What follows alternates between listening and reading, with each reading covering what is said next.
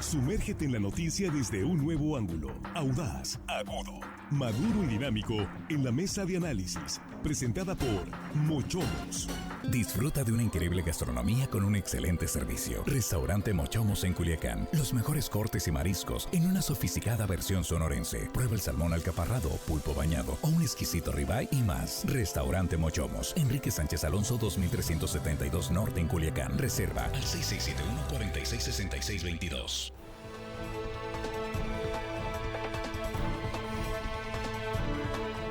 Estamos de regreso de Línea Directa y esta es la mesa de análisis en la primera emisión del noticiero de Sinaloa. Aquí estamos en este martes 28 de mayo, a unas horas de que concluyan ya las campañas electorales, ya preparándonos para las elecciones del próximo domingo. Y aquí está en la mesa, tenemos hoy como invitada a Tere Guerra. Tere es candidata de Morena en la lista para el Congreso local, candidata a diputada al Congreso del Estado. Bienvenida, Tere, muy buenos días, ¿cómo estás, doctor? Buenos días, un gusto saludarles y compartir este espacio en la mesa de análisis. Gracias por estar acá. Jesús Rojas, ¿cómo estás? Buenos días. ¿Qué tal, Víctor? Buenos días a los compañeros. Qué bueno que está nuestra invitada hoy presente. Equilibrando el género. Sí, por supuesto. Sí, eso sí. Juan Ordorica, ¿cómo estás? Buenos días, bienvenido. Muy buenos días, Víctor, a nuestra invitada de lujo, aquí la doctora de la mesa, amigos de la producción. Y hello, estimada audiencia que nos escuchan hoy martes, casi viernes. Casi viernes, el optimista. Armando Ojeda, ¿cómo estás? Buenos días, bienvenido. Muy bien, Víctor, es un gusto saludarlos esta mañana. Bienvenida, licenciada Tere Guerra, compañeros de la producción. Un abrazo para todos ustedes, dinámicos, estos muchachos siempre. Y un saludo especial para toda la gente que nos escucha aquí en nuestro queridísimo estado de Sinaloa. Y más allácito de nuestras fronteras. Sí. Que siempre hay muchísima gente. Y nosotros muy agradecidos por eso. Gracias por compartir estos contenidos informativos y esta mesa de análisis con sus contactos, con sus conocidos. Pues hoy vamos a tener una charla muy interesante con Tere Guerra. Ya la veníamos posponiendo esta plática, esta entrevista, este espacio para analizar cuáles son los cambios que propone Morena en materia legislativa. Para abrir la mesa, dos aspectos centrales, pero que es el tema de las pensiones, que se ha hablado mucho últimamente, y el tema de los programas sociales. Y en general, la agenda legislativa que viene para el Congreso en el próximo periodo, la próxima legislatura, si Morena gana las elecciones el 2 de junio.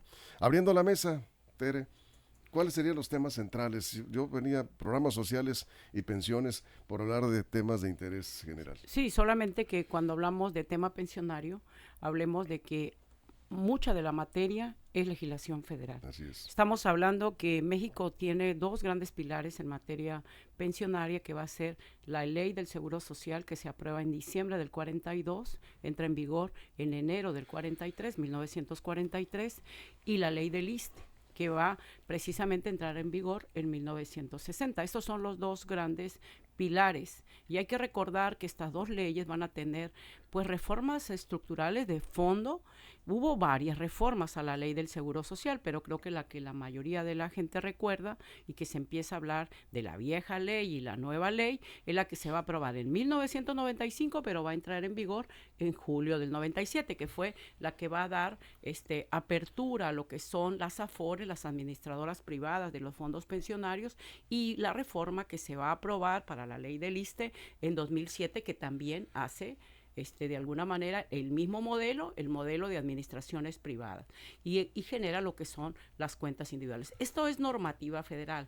En lo local, lo que tenemos, bueno, son los trabajadores del Estado, que se va a crear aquí en Sinaloa, de alguna manera imitando lo que se había hecho ya con la ley del ISSSTE, lo que es la ley de IPES, el instituto, para crear el Instituto de Pensiones del Estado de Sinaloa. Y tenemos también los esquemas pensionarios para los trabajadores de los municipios, que se regulan también por ley estatal, que habla de la ley de los trabajadores al servicio de los ayuntamientos. El grueso de normativa de seguridad social es federal. Sin embargo, obviamente hemos estado muy atentas, muy al pendiente de toda esta debate que se ha dado en lo nacional, porque mucho se habla, bueno, es que se van a robar los fondos de pensiones. Hay que recordar que esta reforma privatizadora que se da precisamente en el gobierno de Zedillo, lo que vino a heredar fueron las mini pensiones, las pensiones precarias.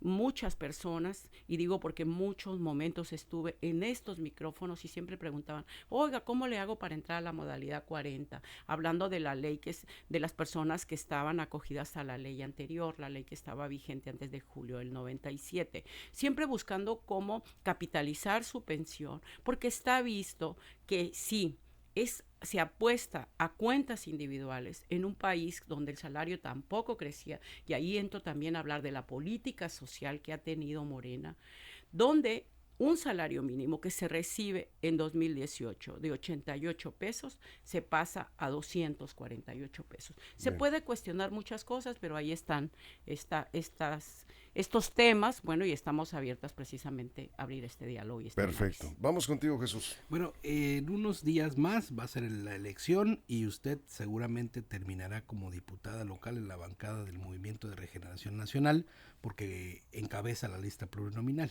por el partido Morena.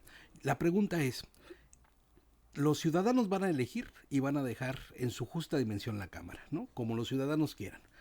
Estando usted en la Cámara de Diputados, ¿buscará hacer lo mismo que hizo esta legislatura? Es decir, de convencer a otros diputados para que se hagan estas mayorías artificiosas, es decir, que van más allá de la representación de los ciudadanos, ¿o buscará trabajar con esos equilibrios que, como usted fue diputado de oposición en los tiempos muy duros del PRI, siempre son buenos para la democracia? Bueno, yo en lo personal siempre creo en una política de contrapesos y yo creo que la política se construye precisamente en este tema de pluralidad, negociación, o sea, porque finalmente creo que las unanimidades, como se ha dicho en política, pues son sospechosas. Yo creo que obviamente el tema de si voy a ser diputada, bueno, eso se va a resolver el domingo con la votación. Pero es y muy ya probable, digo, ¿sí? qué tipo de rol voy a jugar, pues eso también dependerá de la bancada. Pero independientemente de ello, yo creo que pues siempre, y además, yo creo que lo que hay que estar muy abierto es el tema de la ciudadanía, porque mucho se habla de esfuerzos ciudadanos, de este tema de parlamento ciudadano. Se habla a veces de cabildos abiertos, de gobierno abierto, pero yo creo que si en Sinaloa tenemos una gran, diríamos, una gran disposición constitucional en el Estado, que es la iniciativa popular, que no existe en otras entidades, es decir, cualquier ciudadano o ciudadana puede presentar una iniciativa de ley. Yo creo que hay que, de alguna manera, agilizar, darle más voz a la ciudadanía, porque hay muchos temas, más allá de los que estamos tocando ahorita de seguridad social, hay muchas temáticas que todavía están pendientes, sin negar los esfuerzos que se han hecho en esta legislatura y en las anteriores, pero falta todavía, yo creo que falta fortalecer mucho esa vinculación poder legislativo con la ciudadanía para tener ese parlamento abierto y ese parlamento ciudadano. Bien, Juan. Doctor, ahorita lo acaba de decir, por ahí revisé también algunos posicionamientos que había tenido antes, incluso en esta mesa, que toda unanimidad es sospechosa. En esta legislación, las cosas más importantes han salido por unanimidad, todas, por decir, destituciones, bueno, juicios políticos, alcaldes por unanimidad, el nombramiento de alcaldes nuevos por unanimidad, figuras de la fiscalía, todas por unanimidad. Es sospechosa entonces esta legislatura, el por qué la oposición en pleno estado votando de manera unánime, las cuentas públicas por unanimidad. ¿Es sospechosa entonces esta legislatura? Hay que decir que no todo fue por unanimidad y que fue cómo se va conformando. Dije las más importantes. Sí, o sea, cómo se va conformando, ¿no? Porque hay que recordar que precisamente se arranca la legislatura con el PAS aliado de Morena, después esto se abre y con un PRI que no estaba aliado de Morena.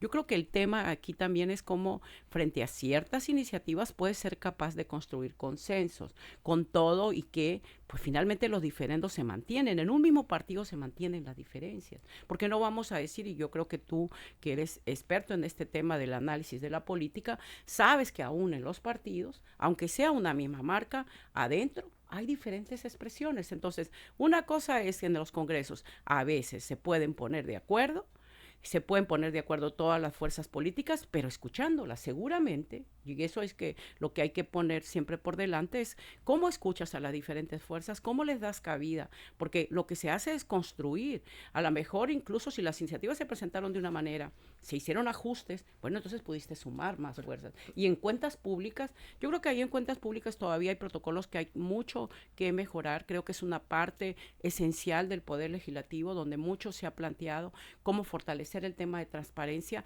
y cómo la rendición de cuentas, pues hacerla de alguna manera con mayor precisión, porque mucho se habla pues de que eso todavía en el Poder Legislativo hay que mejorar. Las unanimidades entonces no fueron sospechosas en esta legislatura. Las que fueron por unanimidad no fueron sospechosas. Yo estoy hablando de que las fuerzas hay que escucharlas, hay que construir, y yo creo que unanimidades en una sola expresión política o incluso donde sea son sospechosas, pero aquí creo que fueron porque se pudieron construir consensos. Bien, Armando, vamos contigo. Licenciada Tere, usted es una mujer visionaria, innovadora, es una analítica de la política, muy a fondo, le gusta meterse a analizar, y según su trayectoria, amante de la justicia social. Y en base a ese perfil yo le quisiera preguntar a usted si considera usted que con la distritación electoral actual, todos los municipios de nuestro estado de Sinaloa se encuentran debidamente representados en el poder legislativo de Sinaloa. Antes cada municipio tenía su candidato y su diputado, que se preocupaba porque ahí había nacido, ahí había crecido y sabía y conocía perfectamente los problemas y conocía a la gente de cada municipio. Ahora tiene que tener, al menos según la nueva ley, la redistritación que se logró electoral, 126,000 mínimo habitantes tiene que conformar cada distrito. Eso evidentemente beneficia, licenciada, beneficia a las grandes ciudades que tienen hasta 4 diputados locales. Bien. ¿Usted considera justo, podría buscarse la manera de equilibrar esto y darle la justicia social, o considera que está bien así la distritación? Hay que recordar que esto fue todo un debate, ¿no? Un debate que viene incluso desde que yo fui diputada, y este tema tiene que ver con la representación territorial o la representación, equilibrar la representación, porque vamos a tener municipios, el caso de Cozalá, solamente Alturas del Sur tienen más votantes que lo que tiene este municipio. Y ahora que hay 20 municipios, 2 municipios más. Entonces, realmente en este debate se decía, está subrepresentada efectivamente las grandes ciudades. Estoy hablando de cuando todavía existía lo que tú comentas. Sí. Esto de que cada municipio tenía al menos una diputada o un diputado. Siempre se puso sobre la mesa que era inequitativo el tener la representación territorial, porque habría municipios muy pequeños que estaban sobre representados al tener tan pocos electores, mientras que las grandes ciudades que tenían muchos electores podían tener una subrepresentación. Se da el debate y finalmente se decide por el Congreso que lo que haya sea proporción de votantes. Y efectivamente, entonces esto resulta que se va a dejar abajo esta idea de la territorialidad, que es lo que... ¿Por qué no se equilibró con los pluris?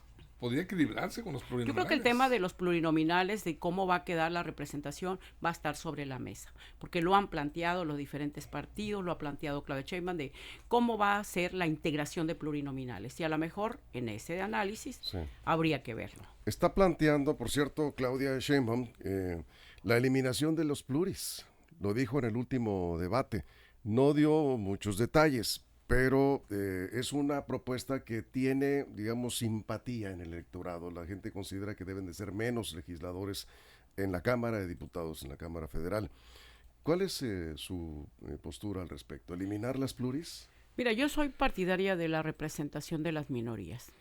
Y yo creo que lo que sí es una petición unánime, no unánime, porque aquí también entraríamos a que siempre va a haber expresiones discordantes, es reducir el número de legisladores federales, porque para muchas personas, muchos ciudadanos y ciudadanas, hablar de 500 legisladores federales, 300 por mayoría relativa, 200 por representación proporcional, es un exceso. Entonces, yo creo que lo que sí debe ser es cómo se reduce. Ahora, aquí otra vez entra la temática, entonces, de estos 300 distritos, ¿qué distritos vas a desaparecer o cómo vas a hacer la redistritación? Yo, sin embargo, soy partidaria de que se mantenga una representación, porque incluso cuando Claudia lo dijo, habló de eliminar, por ejemplo, listas plurinominales, en particular dijo del Senado. Acuérdense que el Senado van a ser precisamente 64 senadores de mayoría relativa, hay 32 que van en segunda fuerza, sí, y 32 que entran por lista plurinominal. Yo a veces he planteado que pudiera ser las segundas fuerzas, por ejemplo, y eso equilibraría sería otra manera de integrar plurinominales, no como está ahorita, por lista de partido, porque también eso de la lista de partido a veces deja a las dirigencias de los partidos el criterio de la integración. Se cuestionó mucho al frente por eso, porque los dirigentes van encabezando lista, pero bueno, yo creo que este va a ser un debate que se va a dar en lo federal y que también tocará en lo local. Jesús. Claro, y correspondería a lo local, por ejemplo, decidir si la forma de representación proporcional se hace también por el mejor segundo lugar en los distritos, es decir, que también hayan recorrido el territorio, que hayan estado así y que van más allá de la lista de partidos. Creo que eso es interesante y es parte de una gran reforma política que este estado requiere, al igual que los regidores. El tema, y justo es en esto, estos son grandes temas de discusión de la Cámara de Diputados, pero pareciera que la legislatura pasada se cicló en el tema de la universidad. Se cicló, pues digamos, en temas que, en el tema de sacar al químico, de sacar a Estrada Ferreiro, y como que la gran discusión de nuestro estado quedó nada más reducido a unas expresiones mínimas en el Congreso. ¿Esperamos que en la próxima legislatura de usted llegar, tendríamos apertura a otros temas o seguiríamos reciclando los temas de la legislatura pasada? Yo creo que hubo temas importantes que se van a sacar en esta legislatura, y lo digo como feminista. O sea, haber sacado el tema de la interrupción legal del embarazo, con todo y que sé que es un tema que genera posiciones encontradas y que incluso en esta mesa seguramente las hay, pero quienes apostamos al tema de la autonomía de las mujeres, de la libertad de las mujeres para decidir, ese es un tema esencial, porque además hay que recordar cuántos debates se dieron en legislaturas anteriores y fue un tema que no se logra sacar. Creo que también el tema de la agenda púrpura, que va a estar, que va más allá del tema de la interrupción legal del embarazo. Hubo reformas a la ley de acceso de las mujeres a una vida libre de violencia para oficializar algo que ya se había creado desde el Poder Ejecutivo y que a veces se visibiliza poco, que es el tema del apoyo a niñas y niños en condición de orfandad. Darle esa estabilidad legal a este apoyo. No vas a resarcir el daño que se ocasiona en un hogar cuando se pierde una mujer, la vida de una mujer. Sin embargo, de alguna manera es generar condiciones para que cuando menos en educación, eso lo sacó esta legislatura. Hubo reformas para establecer precisamente en la ley de acceso de las mujeres a una vida libre de violencia, los primeros cimientos al programa del agresor sale de casa, que esto por cierto es un programa que todavía hay que cimentar más. Si estamos hablando que el grueso de las violencias que padecen las mujeres las viven al interior del hogar, que en Sinaloa hay 17 denuncias diarias que se presentan de mujeres que son violentadas en familia, hablar de sacar a los agresores es un tema fundamental. Estamos hablando de el delito que más se denuncia, que acumula anualmente más de 6,000 carpetas de investigación. En ese sentido, creo que se hicieron avances importantes en el tema de el propio tipo penal de feminicidio y el tema UAS. Yo creo que Sinaloa sí merece tener una universidad autónoma, con mayor autonomía, con una verdadera autonomía, no ser rehén de un partido político y sobre todo también transparentar, porque mucho he escuchado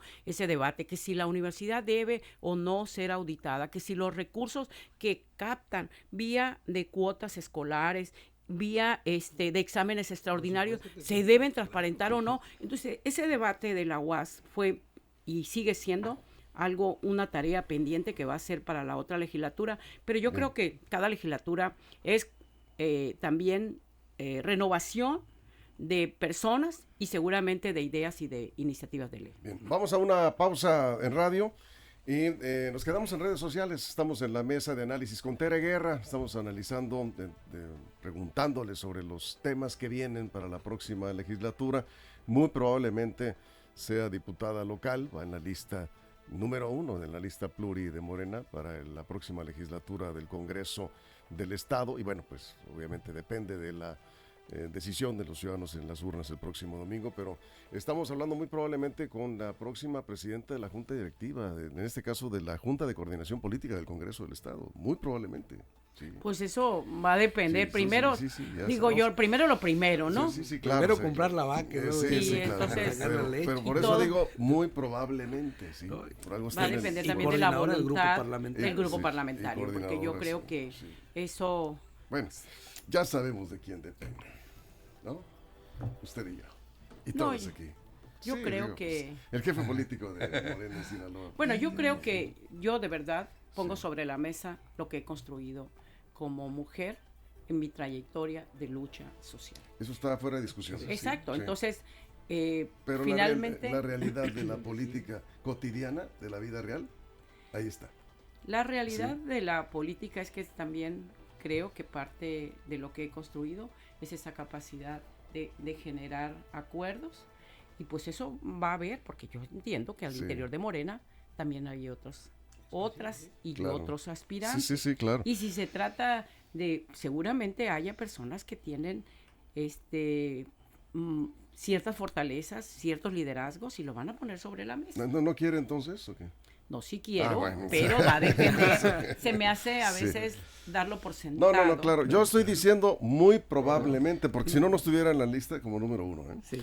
Así de sencillo. Bueno, vamos a la pausa y volvemos. Estamos en redes sociales, aquí nos quedamos. Estamos con Tere Guerra, se está poniendo buena la mesa. Regresamos. Información confiable, segura y profesional. Línea directa. Información de verdad. Con Víctor Torres. No solamente en redes, pero Ahora sí estamos solamente en... ahora sí nadie nos oye. Mire, doctora, sí. cuando usted estaba sentada aquí físicamente en esta silla. En esa, ¿verdad? Sí, en esta silla. ese lugar. Era muy crítica con ciertas actitudes del poder, del Sí, régimen, claro, ¿no? totalmente. Pero muchas de esas actitudes siguen pasando actualmente en el Estado y en la Federación. Totalmente. O sea, yo te puedo decir, o sea, entiendo, y yo incluso dije, cuando yo entro a gobierno, es imposible que siga en una mesa, porque siempre he puesto por delante el tema del análisis crítico. No he dejado de ser crítica, pero estoy jugando otro rol. Muchas veces cuando estaba en las mesas y opinaba, mucha gente decía, oiga, Tere Guerra para esto, y decía yo, no, porque ya sé lo que significa también, pues, estar jugando otros roles. Yo creo que México requiere sobre todo fortalecer ciudadanía. Y en la medida que tengamos una ciudadanía más crítica, me refiero fortalecer ciudadanía crítica. Porque si nosotros observamos, yo he visto que en México el grueso de la ciudadanía a veces se casa con marcas. Entonces, si nosotros fortalecemos ciudadanía crítica, generamos esos contrapesos, esas reflexiones. Yo creo que en México, hablando de los partidos políticos, hay prácticas que tienen que corregirse y siempre digo, si el ser humano no es perfecto, el ejercicio del poder. Claro. Armando. Licenciada, usted está reconocida en Sinaloa como una luchadora social completamente destacada y con gran tendencia al feminismo, a defender a las mujeres con todo. Siempre ha defendido a las mujeres desprotegidas, a las mujeres en situación de calle y de violencia familiar. Y eso está muy bien porque hacía falta y sigue haciendo falta quien defienda a las mujeres, por supuesto. Pero en la lucha de las mujeres hemos visto a nivel, bueno, por lo menos nacional aquí en México, en los últimos tiempos, décadas, podría decir las últimas 2 décadas, que ha avanzado muchísimo la defensa de los derechos de la mujer. Se ha legislado, sus derechos están de alguna manera siendo protegidos. Desde su punto de vista, hacia el Congreso, hacia la próxima legislatura, ¿qué falta todavía en materia legislativa por hacer para sustentar bien la defensa de las mujeres? ¿Falta algo?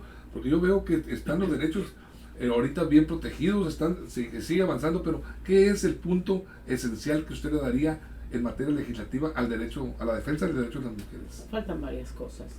Si nosotros volteamos a ver, por ejemplo, en el sector rural, el grueso de la tierra está en manos masculinas. Porque eso de construir lo que durante siglos tuviste, donde en el ejido la tierra se heredaba entre varones.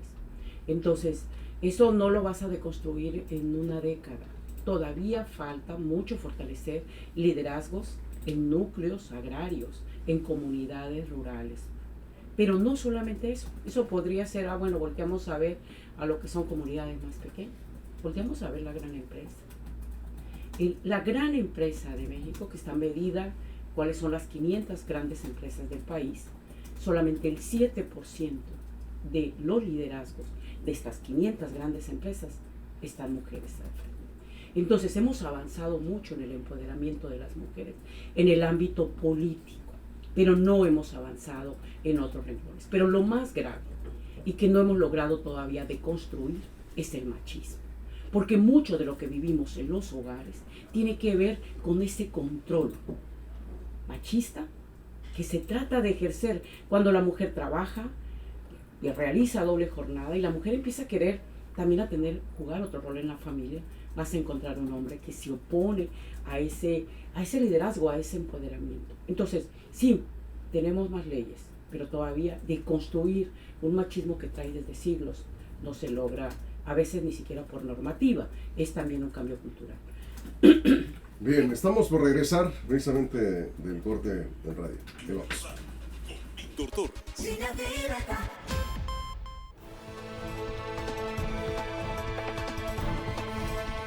Aquí estamos de regreso, nos quedamos con Juan Ordorica, ¿verdad? Sí. Nada más, hay algunas preguntas de la audiencia, preguntas cortas para respuestas cortitas. ¿Le Porque parece? luego me extiendo y me extiendo. Sí, no, es que son preguntas muy sencillas, pero además para aprovechar el tiempo, nos dicen, ¿qué edad tiene Tere Guerra? Preguntan. Tengo, 65 años. Bueno, sí. 65 años. 65 años. Yo ya creí que yo me iba a retirar del quehacer público, privado. Ajá. Ya estaba lista casi, bueno, soy jubilada de la universidad, soy pensionada del seguro, coticé más de 40 años al seguro. Y yo dije, yo ya estoy lista para retirarme, pero ¿disfrutar aquí a sus sigo. nietos o qué? No. ¿Todavía no hay nietos? Viajar. Pero bueno, lo estoy dejando pendiente. Pero le encanta la mala vida y anda todavía en la política y en el servicio público. Y son preguntas personales, ¿eh? Sí. Preguntan, ¿es casada, divorciada? Casada. ¿Sí? ¿Cuántos hijos? Tengo 37 años de casada. Fíjense, yo creí que la verdad dije yo, no va a haber. No me veía pues en matrimonio tan prolongado. 37 años de casada, tengo 2 hijos varones. Preguntan, ¿cree en Dios?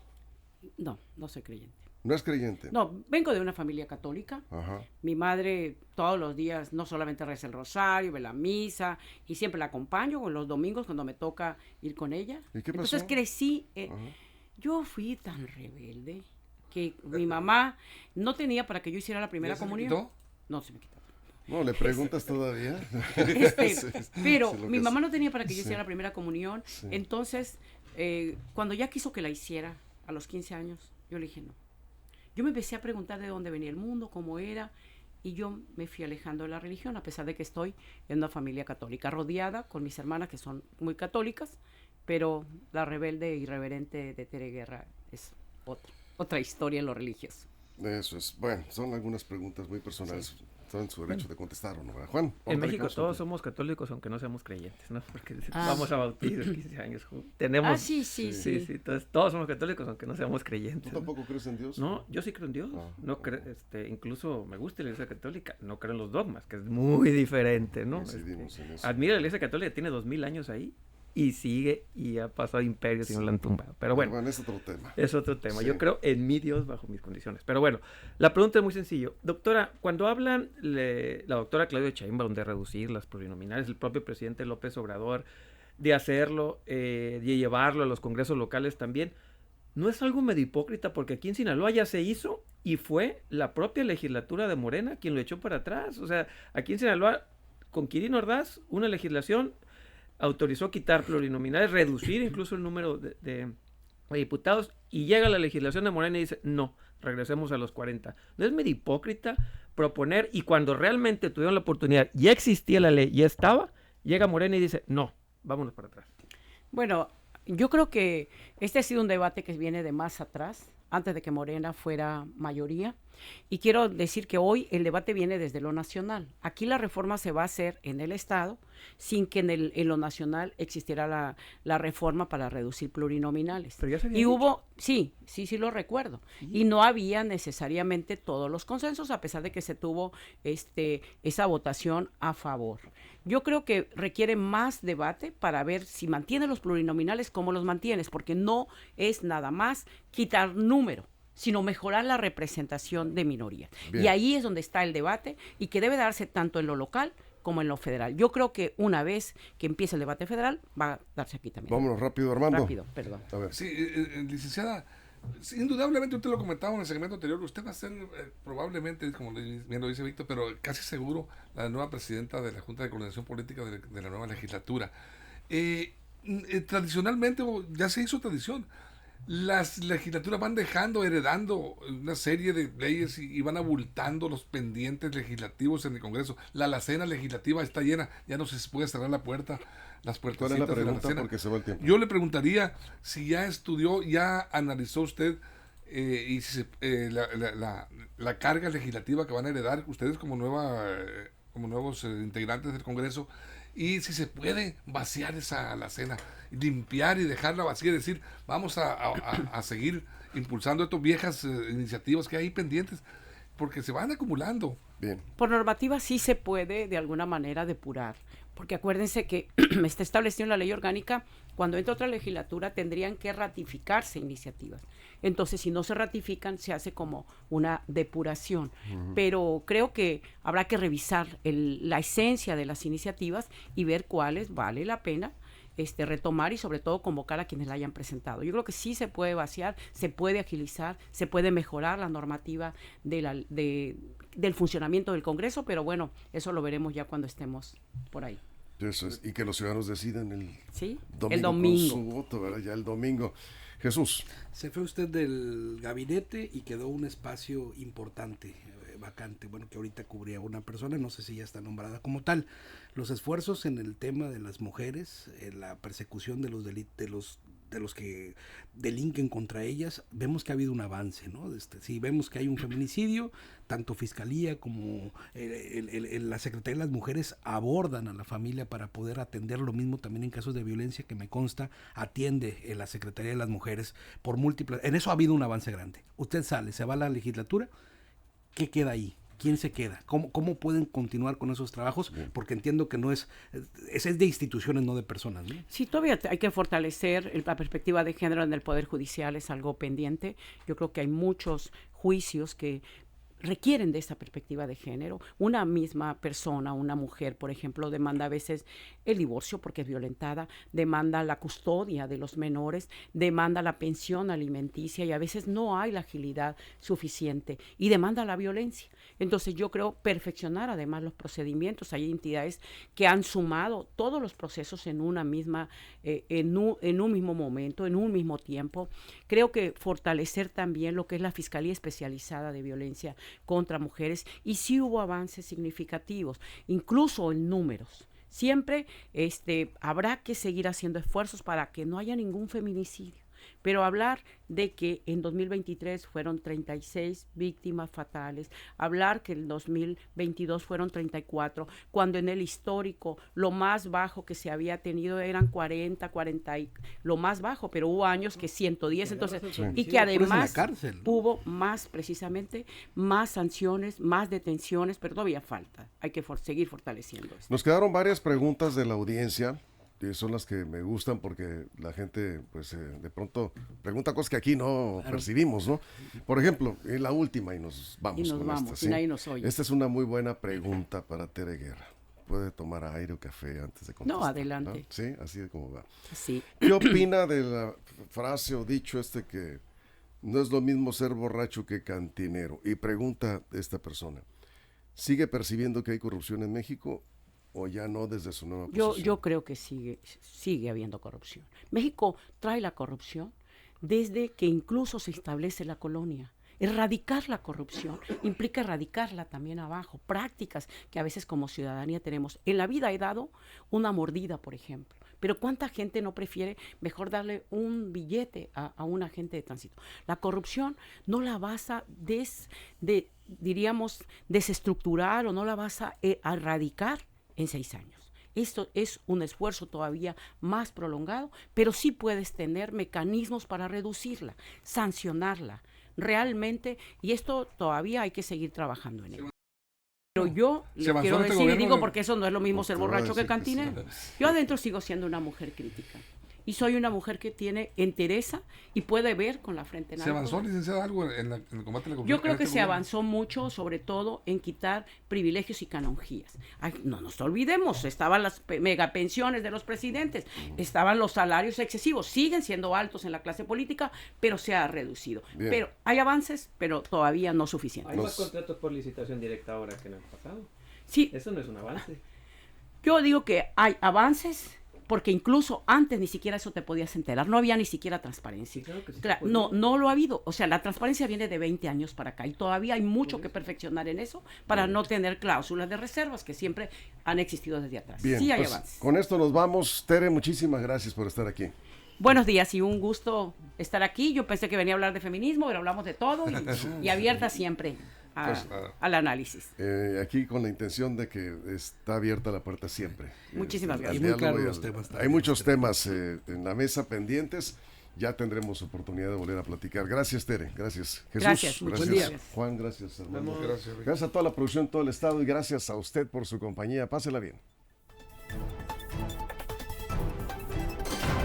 Mochomos presentó la mesa de análisis. Información de verdad que suma valor.